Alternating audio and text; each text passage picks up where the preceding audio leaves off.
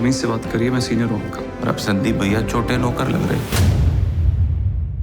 मैं अखिलेश को, माननीय मुलायम सिंह चले गए, उनको, उनके परिवार को बहुत अच्छी तरह से जानता हूँ। राहुल से तो 1000 गुना अच्छा अखिलेश है।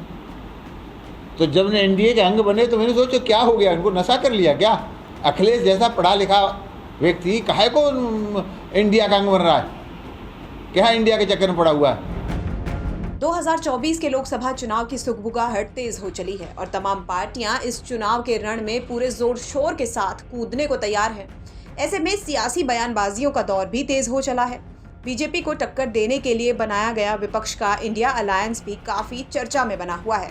देखा जा रहा है कि इस अलायंस में सपा और कांग्रेस के बीच सब कुछ ठीक नहीं है, लेकिन इसी बीच बीजेपी के ही एक सांसद ने अखिलेश यादव की तारीफ कर दी है।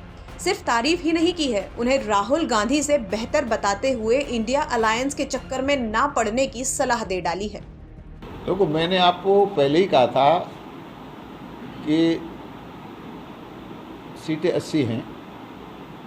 मैंने पहले ही आपसे कहा था 80 की सीट भारतीय जनता पार्टी जीतेगी। लेकिन हाँ, मैं अखिलेश को, माननीय मुलायम सिंह चले गए, उनको, उनके परिवार को बहुत अच्छी तरह से जानता हूँ कि हमारा आवास और उनका घर लगभग मिला जुला है।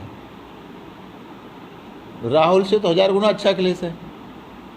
तो जब ने एनडीए के अंग बने तो मैंने सोचा क्या हो गया, इनको नशा कर लिया क्या? अखिलेश जैसा पढ़ा लिखा व्यक्ति काहे को इंडिया का अंग बन रहा है? क्या इंडिया के चक्कर में पड़ा हुआ है?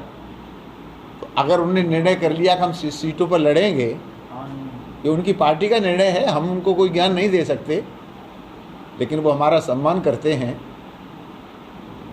तो अगर समझदारी से आदमी काम करता है तो ठीक है। अगर उन्होंने ऐसा निर्णय ले लिया कि हम किसी इंडिया गठबंधन के अंग में सारी सीटों पर लड़ेंगे, तो ये उनका स्वतंत्र निर्णय है, स्वागत योग्य है। तो बीजेपी के उन्नाव से सांसद साक्षी महाराज का ये बयान चर्चा में बना हुआ है। बीजेपी सांसद होने के बावजूद उनका अखिलेश यादव की तारीफ करना कई सियासी अटकलों को हवा दे रहा है। बहरहाल अब ये देखना दिलचस्प होगा कि अखिलेश यादव साक्षी महाराज की इन बातों को मानते हैं या उनकी कोई नई तरह की प्रतिक्रिया इस बयान पर आती है। उन्नाव से विशाल चौहान की रिपोर्ट, यूपी तक।